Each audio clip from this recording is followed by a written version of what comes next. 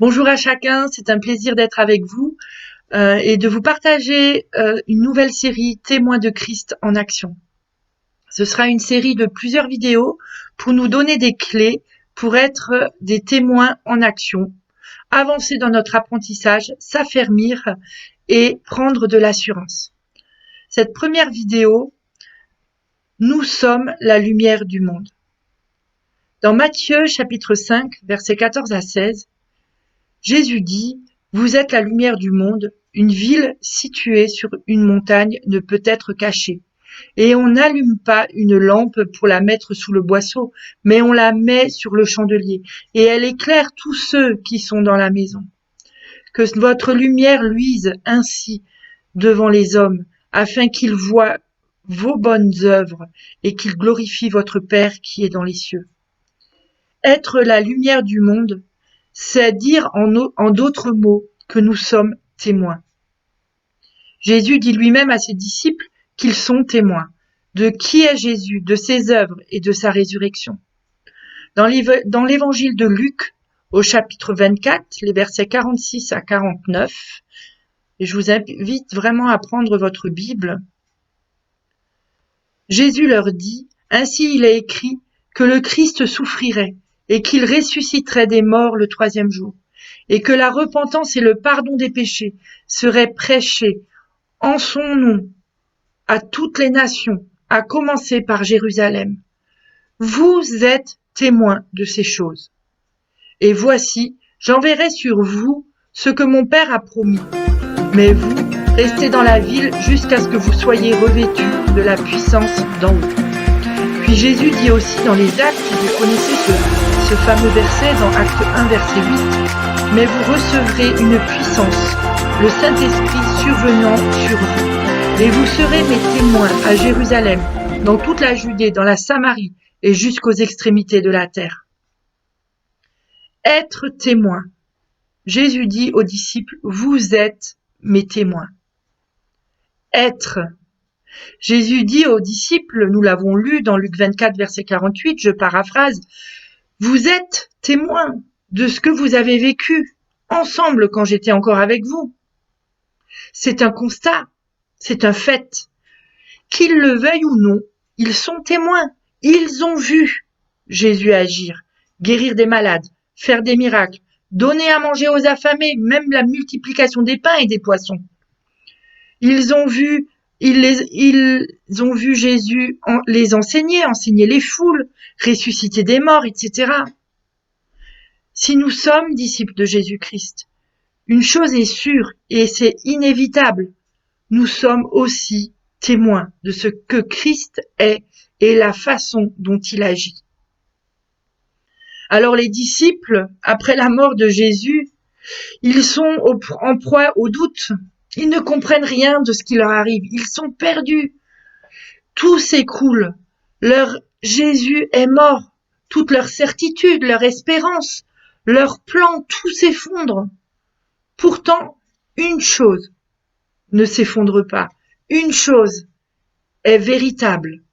Une chose demeure. Ils sont témoins de ce qu'ils ont vécu avec Jésus. Et puis ils sont plongés aussi dans une certaine fragilité. On le verra quand Jésus apparaît aux disciples d'Emmaüs. Ils sont en train de marcher avec un inconnu. Ils sont perdus, ils sont désespérés, tristes. Ils partagent leur tristesse. Ils ne reconnaissent pas que l'inconnu, c'est Jésus. Et il faudra un certain temps jusqu'à manger avec lui pour le reconnaître. Les disciples, finalement, sont comme nous. Leur foi est mêlée de doute et de fragilité. Mais ce qui ne change pas, c'est qu'ils sont des témoins de Jésus-Christ. Parce qu'ils l'ont vu, ils l'ont entendu, ils ont expérimenté la vie avec Jésus-Christ quand il était avec eux. Et puis le mot témoin. Alors le Larousse dira qu'un témoin est une personne qui certifie ou qui peut certifier ce qu'elle a vu ou entendu. C'est une personne qui, par ses actes, par ses paroles, son existence même porte témoignage d'une pensée philosophique, et religieuses. Alors prenons un exemple, sans forcément parler là précisément du témoignage de Christ, mais juste pour nous montrer qu'il n'est pas forcément aisé, facile de témoigner selon les circonstances. Lorsque nous sommes témoins d'une agression, d'un accident, qu'il y a plein de monde autour de nous et qu'on peut sentir la tension et la friction, la police qui vient et qui nous demande notre témoignage, nous allons témoigner de ce que nous avons vu, de ce que nous avons entendu, de notre vérité. Et notre vérité, par rapport à la situation, que cela plaise ou non, reste notre vérité. Et c'est vrai que parfois, ce n'est pas facile.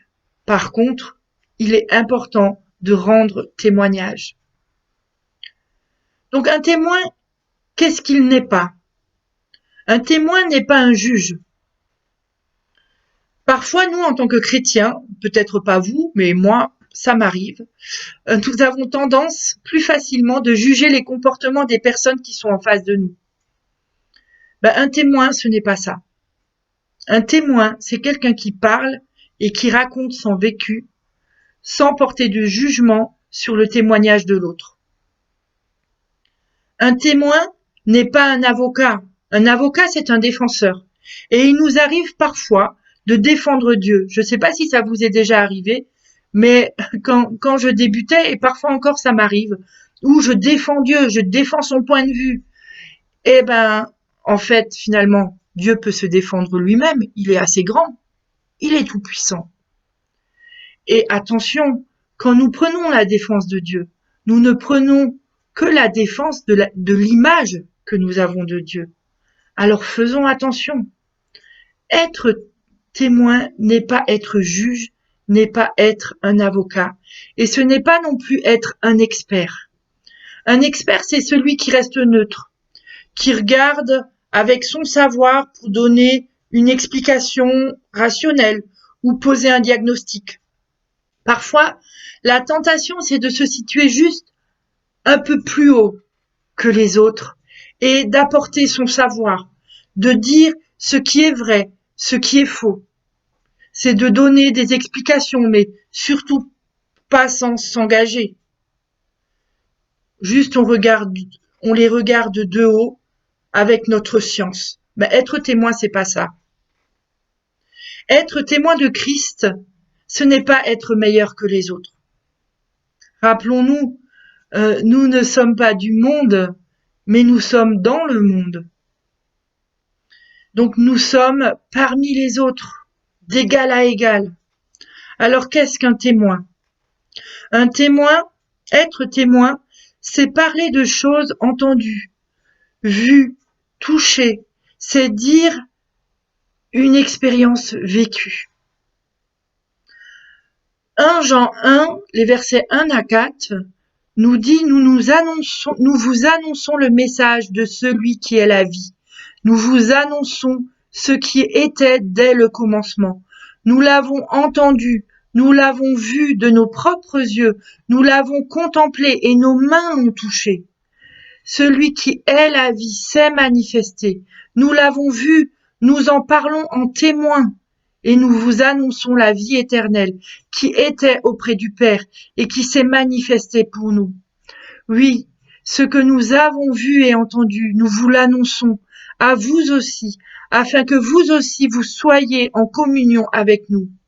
Or, la communion dont nous jouissons est avec le Père et avec le Fils Jésus-Christ. Si nous vous écrivons ces choses, c'est pour que notre joie soit complète. Donc, en ce qui concerne notre témoignage de Jésus-Christ, il s'agit en réalité de notre expérience de vie avec lui. Ce qu'il a fait dans notre propre vie et que nous avons reçu de lui. Alors, qu'est-ce que nous avons reçu? Le pardon de nos péchés, pour certains une guérison de maladie ou quelque autre délivrance, un cœur transformé, un domaine de vie transformé, une vie nouvelle, une espérance éternelle fondée sur cette ferme assurance que la parole de Dieu est vérité. Qu'est-ce que vous avez reçu de Dieu? Qu'est-ce que vous avez reçu de Jésus? Qu'est-ce qu'il a fait dans votre propre vie? C'est une première question que vous pouvez vous poser. Je vous encourage à faire une liste de comment c'était avant, comment ça s'est passé le changement et comment vous êtes aujourd'hui. Concernant Christ, il y a des choses que nous avons entendues, que nous avons vues, que nous avons vécues et que nous vivons encore. Et c'est en cela que nous rendons témoignage. Donc les disciples de Christ sont aussi des lampes allumées, comme nous l'avons dit au départ, sont des lampes allumées qui brillent dans l'obscurité des ténèbres du monde. Dans l'Épître aux Éphésiens, chapitre 5, versets 8 et 9, « Autrefois vous étiez ténèbres et maintenant vous êtes lumière dans le Seigneur.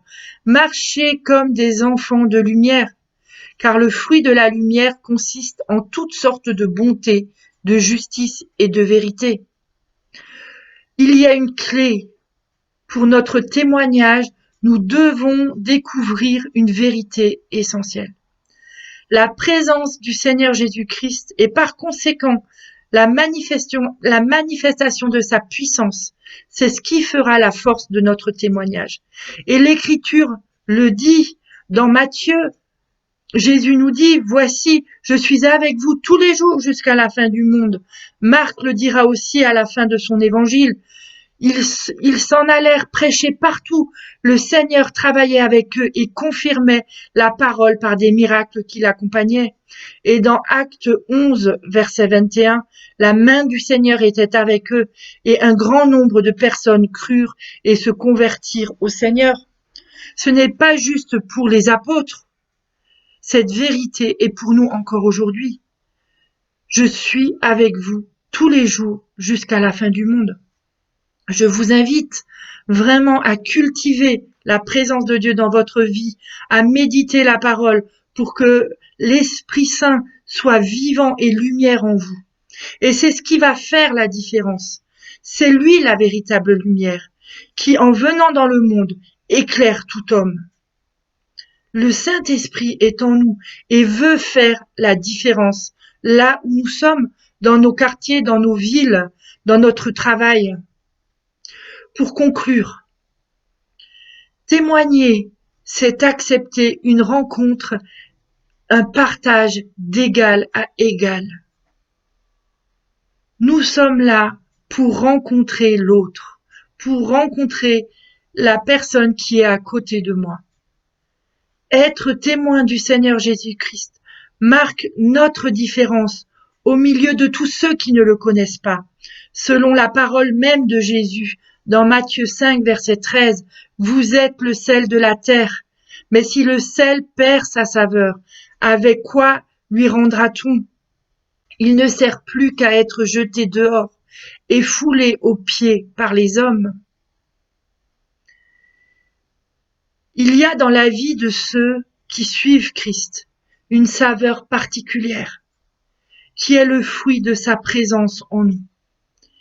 Et nous devons donner envie à ceux qui nous connaissent le désir d'avoir cette vie savoureuse. Je vous invite à prier. Seigneur, merci parce que nous sommes témoins. Nous sommes témoins. C'est un fait. C'est un constat. Seigneur, montre-nous ce que tu fais dans nos vies. Montre-nous là où nous sommes transformés. Montre-nous ce que tu veux partager, ce que tu veux que nous partagions autour de nous, de ce que tu as fait, de qui tu es en nous, Seigneur. Que nous puissions être des lumières au milieu de nos quartiers, au milieu de notre travail, au milieu de notre ville. Saint-Esprit, viens et équipe-nous de la puissance de ta présence. Et que lorsque nous ouvrions la bouche, lorsque nous agissions en ton nom, ta puissance puisse être révélée. Au nom puissant de Jésus. Amen. Allez, go!